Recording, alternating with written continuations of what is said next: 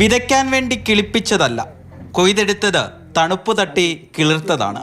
പുന്നപ്ര പൂന്തുറ വടക്ക് പാടശേഖരത്ത് കൊയ്ത്ത് കഴിഞ്ഞിട്ട് 2 ആഴ്ചയിലധികമായി. സംഭരണത്തിന് മില്ലുകാർ ഇന്നു വരും നാളെ വരുമെന്ന് പറഞ്ഞ് ബന്ധപ്പെട്ട സർക്കാർ വകുപ്പുകൾ കർഷകരെ പറ്റിക്കുകയാണ്. ചുരുക്കം പറഞ്ഞാൽ ഈ മനക്കട്ടി ഉള്ളതുകൊണ്ട് നിൽക്കുന്ന ഇല്ലാത്ത കർഷകനാണെങ്കിൽ ആത്മഹത്യ ചെയ്യും. ആ രീതിയിലുള്ള വിഷമമാണ്. ഇപ്പോൾ നെല്ല് കിട്ടി, പക്ഷേ എന്ത് ചെയ്യാനോ, കിട്ടിയത് കണ്ണിൽ കൂടെ ജീവൻ പോയെന്ന് പറയുന്ന കണക്കാണ്. ഇപ്പോൾ നെല്ല് പകുതി വീണ് കിടക്കുന്നു, പകുതി കൊയ്ത് കൊണ്ടുപോകാൻ 10 ദിവസം കഴിയും, 11ാമത്തെ ദിവസമാണ്.